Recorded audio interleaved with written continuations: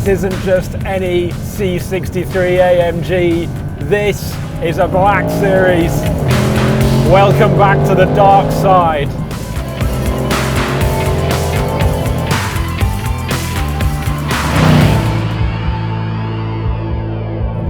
We first saw the Black Series badge back in 2006, and since then there's only been 6 models deemed worthy of the name.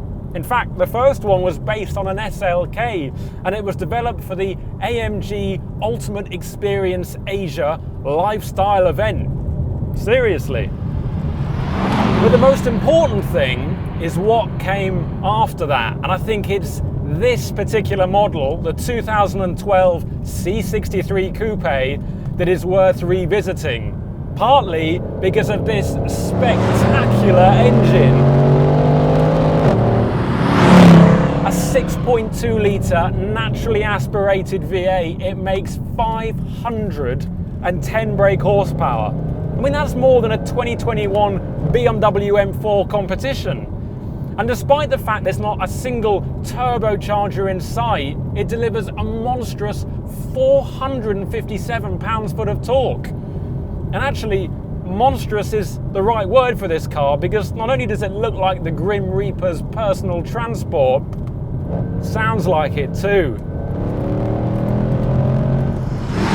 The standard C63 is loud and fast enough, yet the Black Series gets a collection of parts from the SLS supercar, including a lighter crankshaft and forged pistons and connecting rods. Together with a new engine control unit, it's up almost 60 brake horsepower on the regular C63. It still feels like a big lump of an engine, but it redlines higher at 7,200 RPM. It pulls harder, taking 1/3 of a second off the 0 to 62 time down to 4.2. I mean, from low speed, there's a slight delay as the rear tyres squirm trying to put all that power down, but from then on in, it's just a relentless surge of numbers and noise.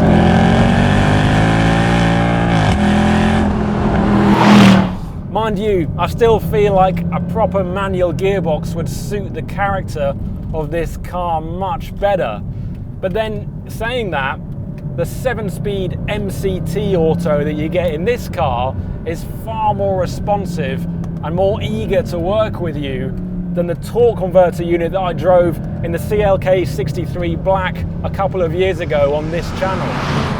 I mean, coming into a corner, you can't rush the gear changes. You have to be quite deliberate with it. So 5th gear now, 4th, 3rd, 2nd. It just about gives you the gear in enough time.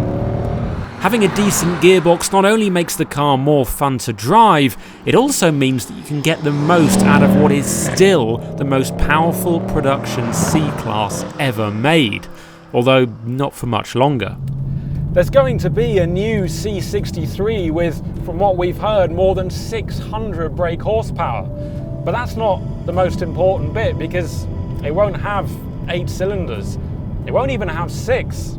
It'll have 4. And it'll be a hybrid.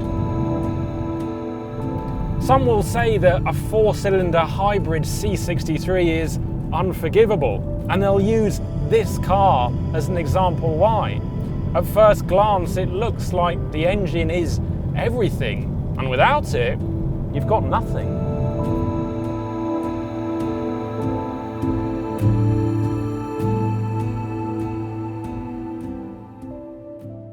Actually, not quite, because the engine isn't the only bit of this car that's had the Black Series treatment. For example, you'll see these big flared wheel arches, and underneath it hides a front track width which is up by 40 millimeters. At the back, it's up by 79 millimeters. It's also on adjustable coilovers. There's a limited slip differential from an E63. The brakes have been beefed up, and there's those 19-inch forged alloy wheels which look amazing.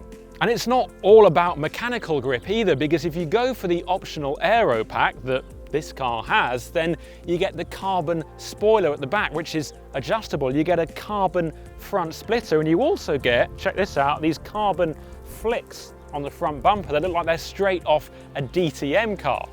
For something so imposing and aggressive, there are quite a few nice little details on it.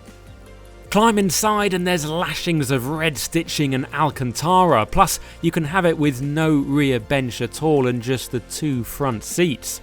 And trust me, they are far more comfortable than they look.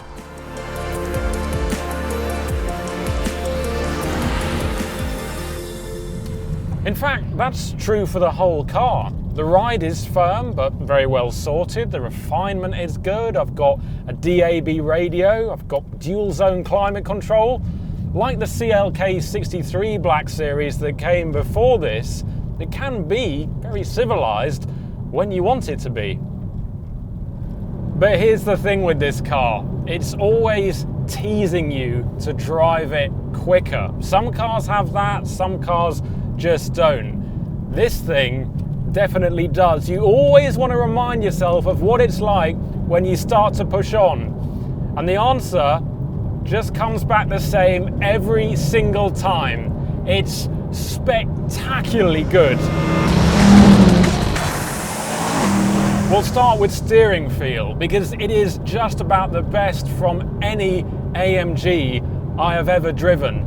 It's still on the heavier side, but you know what's going on underneath the front tyres. You can feel the extra poise and the extra stability that you get from that wider front track. This is not a light car, and nor does it feel it by any stretch of the imagination, but it's constantly egging you on to just take more and more speed into corners. And the brake feel helps with that so much as well, because although the stopping power probably isn't anything more than this car's rivals, the feel that you get from the pedal allows you to just place the nose in so perfectly. I mean, this car is on a very up-to-date set of Michelin Pilot Supersport tyres, which are some of, if not the best road-going tyres out there, but even so, the handling on this, it's good enough to give even the newest and the most high-tech super saloons a very, very hard run for their money. And I'm not just saying that, it is so good through the corners.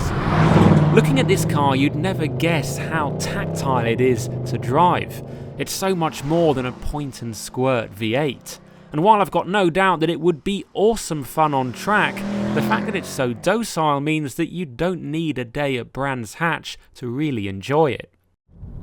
As I alluded to earlier, this is just such a nice place to sit and drive. I mean, the dials are clean and clear, the driving position is sound, and if you look in the rear view mirror, you've got this brilliantly framed view of that carbon rear spoiler.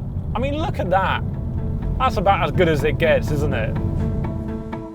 After 7 days in the C63 Black, it's hard to imagine a 4-cylinder plug-in hybrid equivalent. Yes, the AMG A45 manages perfectly well, but save for the badge, it ultimately has little in common with its bigger brothers. The C63 is often seen as the loudest and maddest of the RS4 and M3 triumvirate, and without the V8, you might well ask, what are you left with? Well, although it's almost 10 years old now, this car proves that AMGs don't have to be all about the engine. I mean, the poise, the balance of this thing, the stability, the feel, the refinement, the knockout presence, they all add up to make it what it is. Time will tell if Mercedes has pulled the trigger a little too early on a 4-cylinder downsized AMG saloon, but thanks to the Black Series, we know that there's more to a C63 than just a big V8, even if they sound as good as this one.